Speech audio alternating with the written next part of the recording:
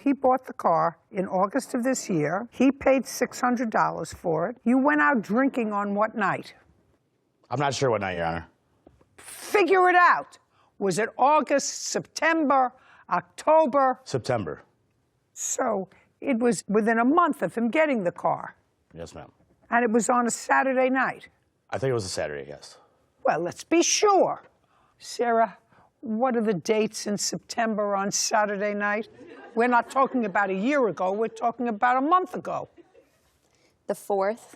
Okay. Mr. Chavez, was it the 4th of September? Yes, it was. That sound right? Yeah, I'll agree with that. Well, I told him at first that I wanted to sell the car. He goes, I have a friend that might want to buy it. He goes, could I show it to him? I said, yeah, you can. I go, title's in the glove box. Just in case you get pulled over. You know, slowly, so I can hear you. Just in case you get pulled over, you know, you have the title, so you have possession of the vehicle. Did he tell you his friend's name? Teresa. Who's Teresa? She is a friend of mine. What does Teresa do? I take care of Teresa. She's blind, so there's no way she was going to buy a car. When you say you take care of her, what do you do for her? I help her get things. I give her rides to the store. You didn't have a car at that time, so it was a perfect time for you to shop for a car, yes. To shop around for a car. Absolutely. For Teresa, because you were doing her business. Absolutely.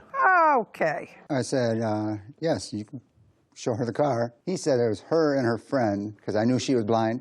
So I was like, well, how is she going to buy the car, you know? But her friend. What price did you quote him? I said $3,000. Well, you had the car for a relatively short period of time. You hadn't transferred the title. What did you do to the car? I did an oil change on it, and that's when I noticed that it needed some front-end work. And I told him, you can show her the car, but I need it back immediately because I have to repair the front end. Mr. Hagan, you paid $600 for the car. You did an oil change, so that cost $30. I still was in possession of the vehicle, which therefore I came at him with a proposition for myself. A proposition for yourself that? So I could buy the car. And? He agreed to it. So Just I wanted to give him $4,000 for the car in total. Well, he had just paid $600 for it. He hadn't done any work on it. $600. I did not know that. Well, that's what he paid for it. I know now. That's what he paid for it. He also did say he did not want to sell it to a friend. I didn't know what he meant by that, but that's what he said. I did not know. So he wouldn't tell me what he got it for, is what he's saying. So just a minute. So tell me, Mr. Chavez, you agreed to make payments. I did. And you took the car. I did. And he signed over the title. He did. And you had the car. Did you make the payments? I have not paid him yet. We agreed on a payment.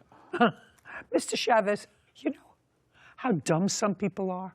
It's always mind-boggling to me, Sarah, how dumb some people are. I want to just read Mr. Chavez's answer. We'd been friends for a year. My car broke down. I was looking for one. He recently bought one for $600. We were drinking, but he seemed of sound mind. He said that since he could not drive the car and I needed one, he would give me the car. He just asked if I would drive him around until he got his license back. He gave me the keys and signed the title over to me.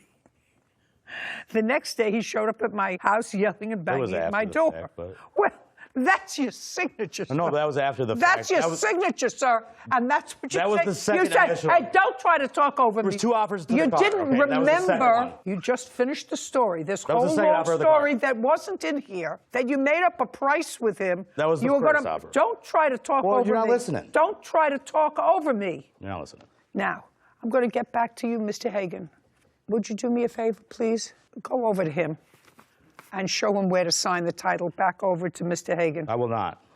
You will not? No. Okay, very good. Do you recall? He gave me the car. Do you recall how much money you were going to receive for being in court today? No. You don't know? No, I don't. You will not get any. I don't know. I didn't know I was going to get anything anyways. You will not get any. Okay. You will not. He gave me a car. Just a second. May I have the title, please? Okay.